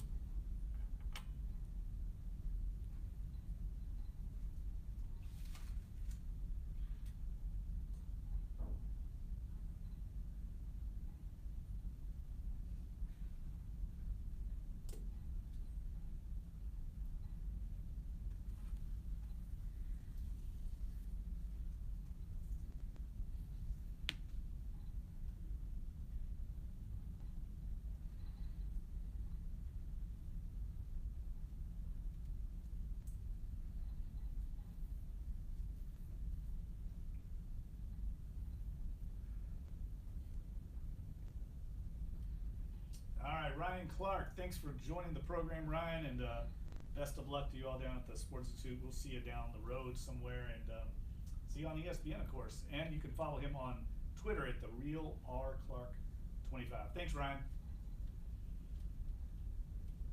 Ryan Clark, outspoken, always candid, and basically saying what I said in my column today is that nobody knows anything about the NFL. We know nothing.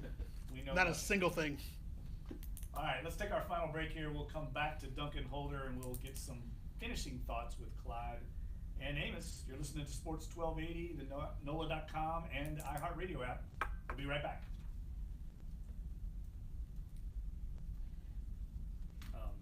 Yeah, he's great. I don't like a girl with banana toes. Should have heard that one. I haven't heard that one in a while. So No, I he's didn't know- great. I can't remember if Ryan, he didn't walk on at LSU, did he? No. Scholarship was like a huge prospect. Yes, he was. Yes, He was undrafted out of LSU. Mm-hmm. But you know, like out of Shaw, he was. He was a top recruit. Yeah.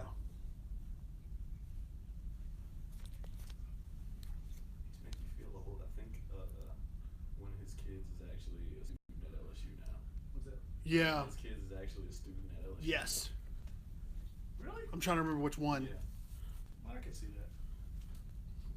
Somebody working for the football team was like, oh yeah, because he was up there. I Mhm. just remember his kids mom down here. coming to all the games. His mom was like really cool. If I remember correctly. I forgot about him being as he was related to Robert Royal. Forgot about Robert Royal.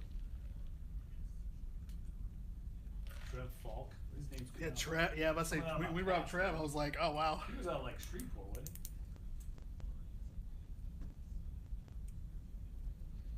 He's also Kappa. Oh yeah. Should have asked him about that.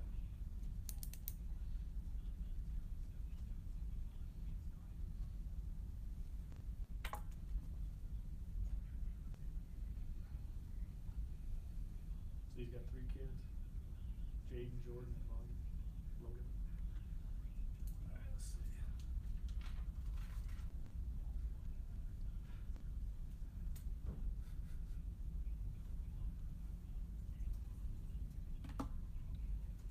Mitch.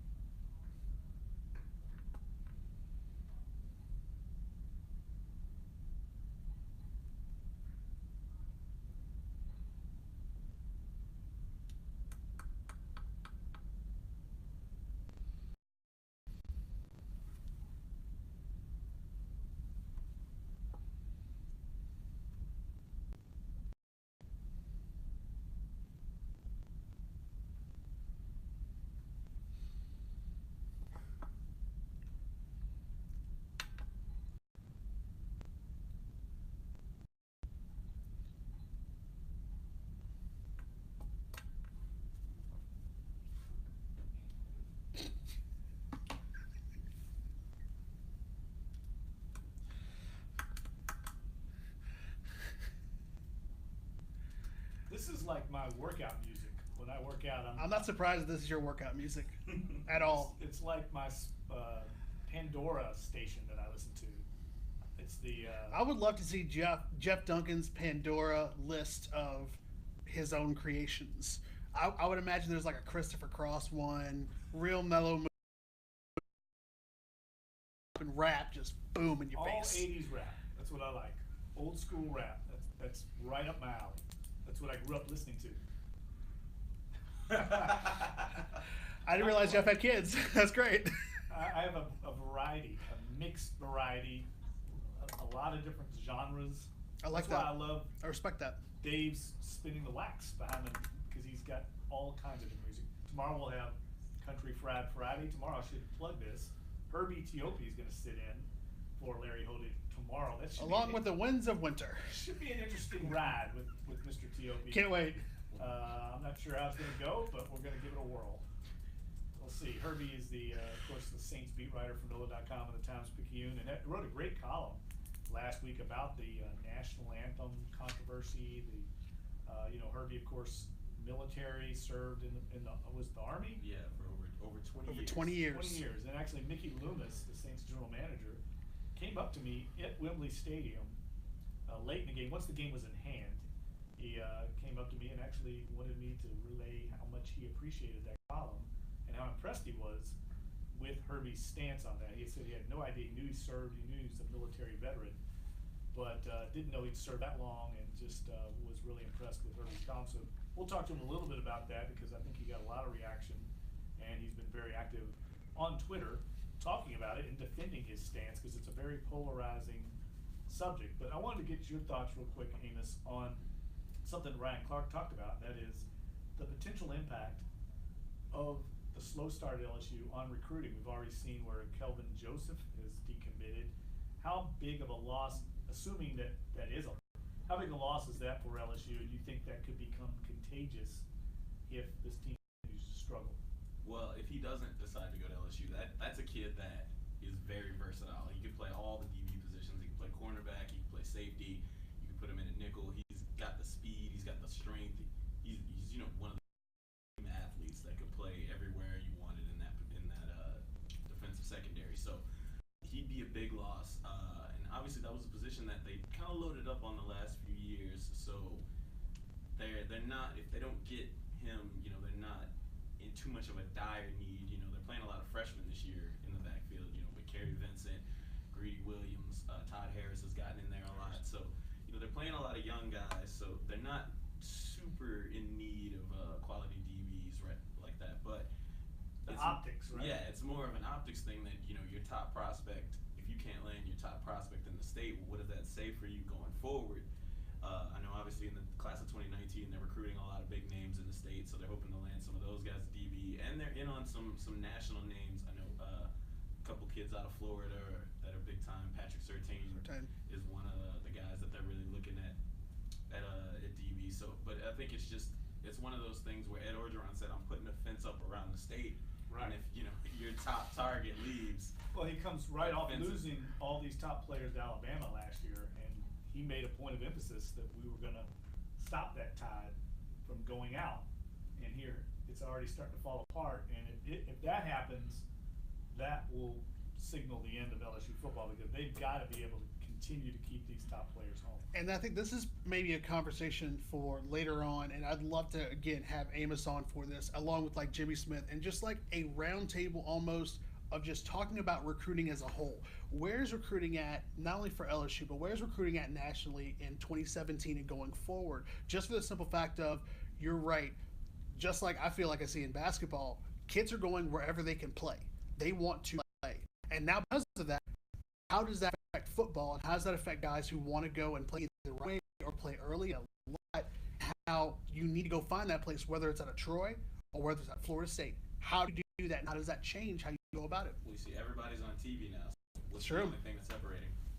All right, well, we will talk to Jimmy Smith about that tomorrow. He's going to be a guest on the program along with Chris Landry, former NFL scout. We'll talk to him about the LSU position, and our former colleague, Catherine Terrell, is going to visit about the NFL When Larry's not here? and the Cincinnati Bengals. I want to thank Eric Stewart, Jim Derry, Ryan Clark for joining the program today. and we will be back in saddle tomorrow for Country Fried Friday right here on Dunc and Holder. Thanks for listening to Sports 1280, NOLA.com, the iHeartRadio app, and if you missed the program, you can catch it on SoundCloud, Facebook, and at NOLA.com. All right, we'll talk to you tomorrow.